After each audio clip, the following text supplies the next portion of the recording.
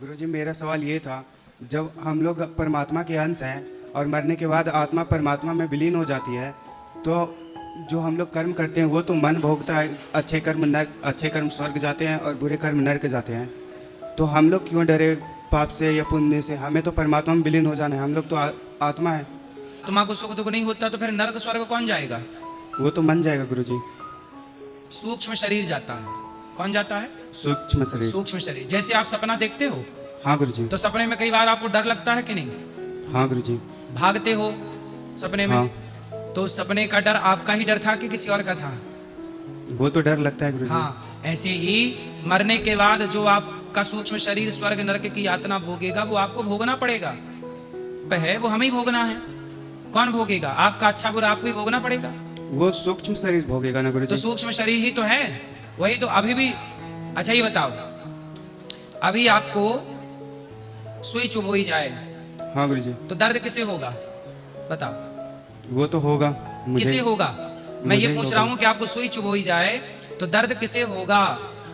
वो तो सूक्ष्म शरीर को होगा गुरुजी। हाँ, तो सूक्ष्म शरीर को तो दर्द अभी भी हो रहा है, सुख दुख अभी भी वही भोग रहा है। ध्यान कहीं और होगा तो कई बार ना आपकी आंखें खुली होती हैं, पर ध्यान कहीं और होता है तो आप देख नहीं पाते। जी गुरुजी। तो ध्यान क्या? कहीं और होने से आप सुन नहीं पाते। सही है ये बात की गलत है? हाँ सही है गुरुजी। तो इसका क्या? मतलब है कि आपका ये शरीर है स्थूल शरीर।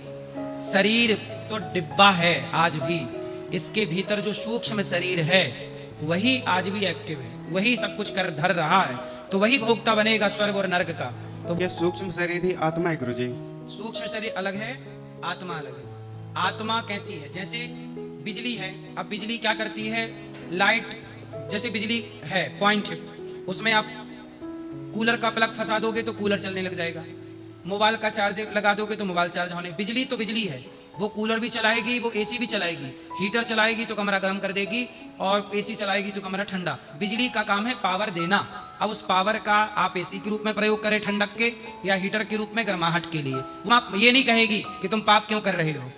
आत्मा सब में सपोर्ट करती है, समझ में? आत्मा का काम है पावर देना, उस पावर का यूज क्या करना है वो आपको बुद्धि ना है, वही है सूक्ष्म शरीर।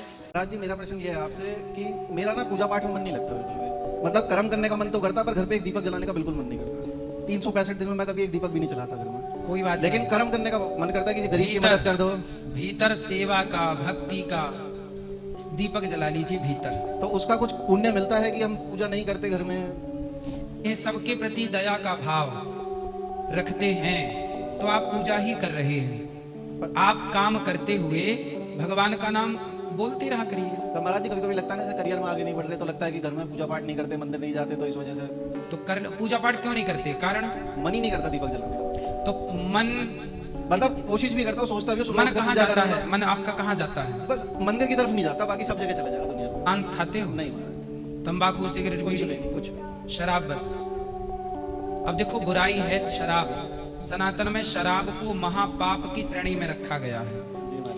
आपके भीतर वह पाप प्रवेश कर चुका है, तो पाप याद रखिएगा, पाप कभी पुण्य की ओर बढ़ने नहीं देता। पाप को भी तो रहने की जगह चाहिए ना।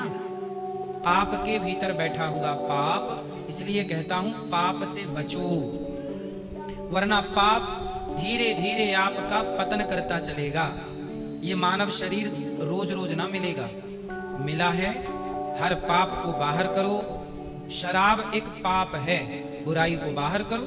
धीरे धीरे नाम जपो, भगवान का चिंतन करो, दीन दुखी की सेवा करो ना। गौरी गोपाल आश्रम में हम भी पैसे कमाते हैं, आपसे भिक्षा मांगते हैं, और पैसे कमा कमा करके वृद्ध माओं की सेवा कर रहे हैं। 315 माओं की, यहाँ पर 150 बच्चे पढ़ते हैं गौरी गोपाल गुरुकुल में। कितने बच्चे?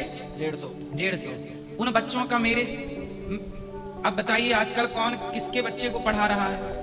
उनके कपड़ा लत्ता, उनके कॉपी किताब, रहना खाना पढ़ना लिखना सब फ्री, और उच्च कोटि की शिक्षा पा रहे हैं बच्चे। महाराज जी, मैं आपको फॉलो करता हूँ, मैं देखता हूँ तो आप ये समझिएगा कि उस पैसे से ये काम हो सकता है। किसी को पढ़ाओ ये पुण्य है, किसी माँ का सहारा बनो ये पुण्य है, किसी को रोटी दो ये पुण्य है।